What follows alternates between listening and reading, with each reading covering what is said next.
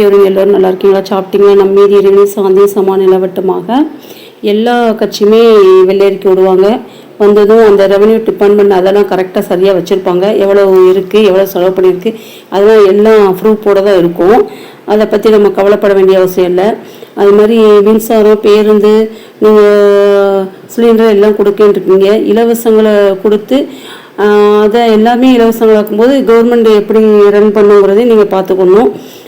அது மாதிரி நீங்கள் நம்ம மக்கள் ஓட்டை விற்றுறாங்க, அப்புறம் நாட்டை நீங்கள் விற்றுறீங்க. எந்த கேள்வியும் நம்ம கேட்க முடியாத அளவுக்கு நம்ம ஆயிடுது.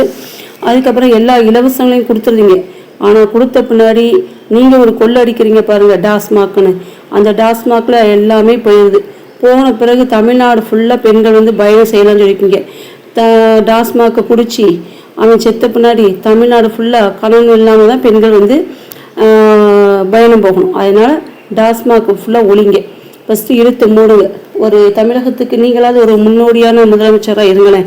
அழிச்சு பாருங்கள். மதியில்லா தமிழ்நாடு கொண்டு வாங்க. அதுக்கப்புறம் சிங்கப்பெண் திட்டம்னு சொல்லியிருக்கீங்க. சிங்கப்பெண் திட்டத்தில்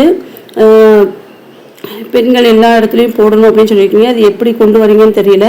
ஆனால் ஃபஸ்ட்டு காவலர்கள், ஆண் காவலர்களால் பெண் காவலர்களுக்கு நிறைய இடையூறுகள் ஏற்படுது. அதை தடுத்து நிறுத்துங்க. அப்படி ஏதாவது செய்யும்போது பாதிப்பு ஏற்படக்கூடிய பெண்ணுக்கு ஏதாவது சரியான நீதி கொடுங்க. இல்லையா அப்படி ஏதாவது அதிகமான பாதிப்பு ஏற்படும் போது அவங்களுக்கு தூக்கு தண்டனை கொடுங்க. குழந்தைகள் ஆகட்டும், பெண்கள் ஆகட்டும், எல்லாருமே ரொம்ப பாதிக்கப்படுறாங்க. அப்போ அந்த ஒரு தண்டனைகள் கடுமையாகும் போது குற்றங்கள் குறையும். அதுக்கு நீங்கள் ஒரு சிறந்த முதலமைச்சராக இருங்களேன்.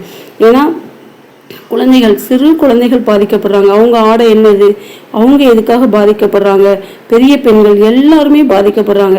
அப்போ அதுக்கு சரியான தூக்கு தண்டனை கொடுங்க. திருடுனா கையை வெட்டுங்க. அப்படி நீங்கள் ஒரு மாற்று அரசியலை கொண்டு வாங்க. உங்கள்கிட்ட மாற்று அரசியல் தானே விரும்புகிறாங்க மக்கள் எல்லாம். இந்த அரசாங்கம் எந்த அரசாங்கம் போல இல்லாமல் அரசாங்கம் ஒரு மாற்று அரசாங்கம் வேணும் தான் எல்லா மக்களும் ஓட்டு போட்டு கொண்டு வந்திருக்காங்க. நீங்கள் 108 தொகுதி ஜெயிச்சிருக்கீங்க. ஆனால் 126 பேர் உங்களுக்கு எதிர்ப்பாக தான் வாக்கு செலுத்தியிருக்காங்க. ஆனால் மெஜாரிட்டி பெற்றிருக்கீங்க. அதனால் நீங்கள் ஒரு சிறந்த முதலமைச்சராக, எல்லா முதலமைச்சருக்கும் ஒரு முன்னோடியாக நீங்கள் இருந்து பாருங்களேன். இந்த பெண்களுக்கு இழைக்கப்பட தீங்குக்கு எதிராக பொள்ளாச்சி வழக்கில் கூட உள்ளே இருக்கவங்க எல்லாம் கொளுத்து போய் இருக்காங்க. அவங்களாம் ஜெயிலுக்குள்ளே இருக்காங்களே, இழைச்சி போய் ரொம்ப ஐயோ துன்பப்படுத்திருக்காங்க, இவ்வளோ கஷ்டப்பட்டுருக்காங்கலாம் இல்லை. நல்லா வர்றாங்க, அப்படியே ஜாலியாக சிரிச்சுக்கிட்டு கையை. அப்போ தண்டனை சரியில்லை. அப்போ தண்டனைகள் கடுமையாகும் போது தான் குற்றங்கள் குறையும். என்னதான் நீ சிங்கப்பெண்ணு கொண்டு வந்தாலும் சரி, ஆண் சிங்கம் கொண்டு வந்தாலும் சரி, என்ன குட்டி சிங்கம் கொண்டு வந்தாலும் சரி, என்ன சிங்கம் கொண்டு வந்தாலும் நடக்க தான் போகுது. திருட்டு நடக்க தான் போகுது, கற்பழிப்பு நடக்காத போகுது, கொள்ளை நடக்காத போகுது, கொலை நடக்காத போகுது. அப்போ அதுக்கு நீங்கள் ஒரு மாற்று அரசியலாக அப்படி செய்கிறவங்கள எல்லாரும் பொது இடத்துல வச்சு ஒரு தூக்கில் போடுங்க. பொது இடத்துல வச்சு மக்களுக்கு முன்னால் வச்சு திருடுறானா அவன் கையை வெட்டுங்க. இந்த கரண்டை வரைக்கும் வெட்டுங்க. வெட்டும்போது பார்க்குறவன் ஐயோ நம்ம கை பேருன்னு பயப்படுவான்.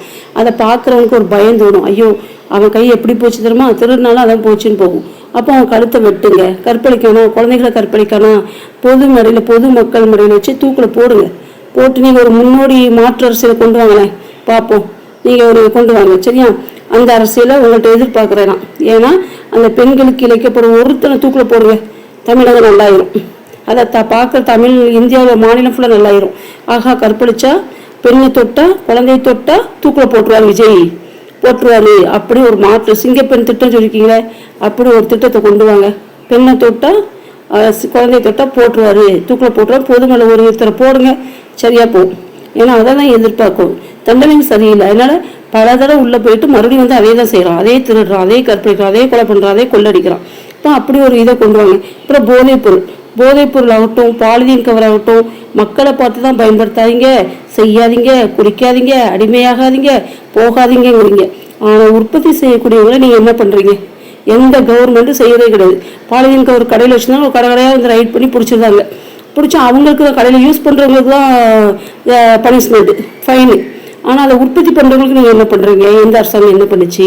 ஒன்றுமே பண்ணலை. உற்பத்தி பண்ணுறவங்க நல்லா ஜாலியாக உற்பத்தி பண்ணுறாங்க, அவங்க விற்றுட்டு இருக்காங்க. ஆனால் அப்பாவி பயன்படுத்துகிற அப்பாவி மக்கள் மேலே தான் அந்த தண்டனைகள் பாயுது.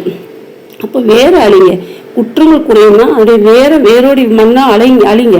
அப்போ தான் அந்த குற்றங்கள் பரவாது. அதுக்கு நீங்கள் ஒரு வாய்ப்பாக இருங்க. அப்படிப்பட்ட மாற்று அரசியலை கொண்டு வாங்க.